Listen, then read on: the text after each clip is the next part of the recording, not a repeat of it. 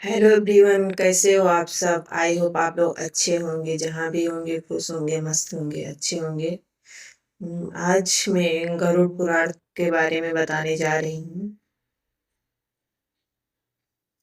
गरुड़ पुराण की कथा। मत्स्य अवतार भगवान विष्णु के प्रथम अवतार हैं। मछली के रूप में अवतार लेकर भगवान विष्णु ने एक ऋषि को सब प्रकार के जीव जंतु एकत्रित करने के लिए कहा और पृथ्वी जब जल में डूब रही थी तब मत्स्य अवतार में भगवान ने उस ऋषि की नाव की रक्षा की। इसके पश्चात ब्रह्मा ने पुनः जीवन का निर्माण किया। एक दूसरी मान्यता के अनुसार एक राक्षस ने जब वेदों को चुरा कर सागर की अथाह गहराई में छुपा दिया, तब भगवान विष्णु ने मत्स्य रूप धारण करके वेदों को प्राप्त किया और उन्हें पुनः स्थापित किया। मत्स्य अवतार की कथा में एक बार ब्रह्मा जी की असावधानी के कारण एक बहुत बड़े दैत्य ने वेदों को चुरा लिया। उस दैत्य का नाम हयग्रीव था। वेदों को चुरा लिए जाने के कारण ज्ञान लुप्त हो गया। चारों ओर अज्ञानता का अंधकार फैल गया और पाप तथा अधर्म का बोलबाला हो गया। तब भगवान विष्णु ने धर्म की रक्षा के लिए मत्स्य रूप धारण करके हयग्रीव का वध किया और वेदों की रक्षा की। भगवान ने मत्स्य का रूप किस प्रकार धारण किया, इसकी विस्मयकारिणी कथा इस प्रकार है। कल्पात के पूर्व एक पुण्यात्मा राजा तप कर रहा था। राजा का नाम सत्यव्रत था। सतव्रत पुण्यात्मा तो था ही, बड़े उदार हृदय का भी था। प्रातः का समय था, सूर्योदय हो चुका था। सत्यव्रत कृतमाला नदी में स्नान कर रहा था। उसने स्नान करने के पश्चात जब तर्पण के लिए अंजन में जल लिया तो अंजल में जल के साथ एक छोटी सी मछली भी आ गई। सत्यव्रत ने मछली को नदी में जल में छोड़ दिया। मछली बोली, राजन, जल के बड़े बड़े जीव छोटे छोटे जीवों को मारकर खा जाते हैं। अवश्य कोई बड़ा जीव मुझे भी मारकर खा जाएगा। कृपया इस करके मेरे प्राणों की रक्षा कीजिए। सत्यव्रत के हृदय में दया उत्पन्न हो गई। उसने मछली को जल से भरे हुए अपने कमंडलू में डाल लिया। तभी एक आश्चर्यजनक घटना घटी। एक रात में मछली का शरीर इतना बढ़ गया कि कमंडलू उसके रहने के लिए छोटा पड़ने लगा। दूसरे दिन मछली सत्यव्रत से बोली, राजन, मेरे रहने के लिए कोई दूसरा स्थान ढूंढिए, क्योंकि मेरा शरीर बढ़ गया है। मुझे घूमने फिरने में बड़ा कष्ट होता है। सत्यव्रत ने मछली को कमंडलू से निकालकर पानी से भरे हुए मटके में रख दिया। यहाँ भी मछली का शरीर रात भर में ही मटके में इतना बढ़ गया कि मटका भी उसके रहने के लिए छोटा पड़ गया।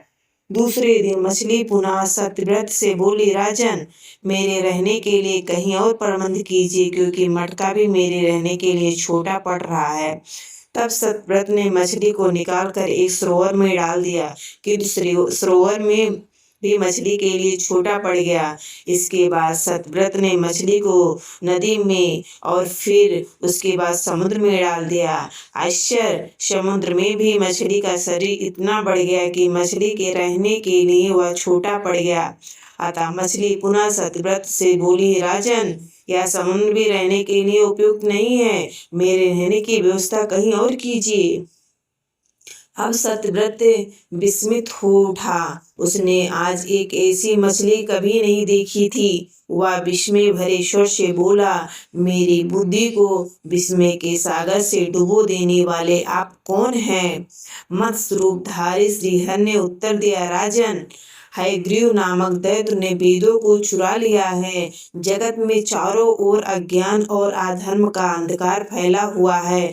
मैंने हयग्रीव को मारने के लिए ही मत्स्य का रूप धारण किया है। आज से 7वें दिन पृथ्वी प्रलय के चक्र में फिर जाएगी। समुद्र उमड़ उठेगा, भयानक वृष्टि होगी, सारी पृथ्वी पानी में डूब जाएगी। जल के अतिरिक्त कहीं कुछ भी दृष्टिगोचर नहीं होगा। आपके पास एक नाव पहुंचेगी। आप सभी अनाजों और औषधियों के बीजों को लेकर सप्तऋषियों के साथ नाव पर बैठ जाइएगा। मैं उसी समय आपको पुनः दिखाई पड़ूंगा और आपको आत्म तत्व का ज्ञान प्रदान करूंगा। सतव्रत उसी दिन से हरि का स्मरण करते हुए प्रलय की प्रतीक्षा करने लगे। 7वें दिन प्रलय का दृश्य उपस्थित हो उठा। समुद्र भी उमड़कर अपनी सीमाओं से बाहर बहने लगा। भयानक वृष्टि होने लगी। थोड़ी ही देर में सारी पृथ्वी पर जल ही जल हो गया। संपूर्ण पृथ्वी जल में समा गई। उसी समय एक नाव दिखाई पड़ी। सत्यव्रत सप्त ऋषियों के साथ उस नाव पर बैठ गए। उन्होंने नाव के ऊपर संपूर्ण अनाजों और औषधियों के बीज भी भर लिए। नाव प्रलय के सागर में तैरने लगी।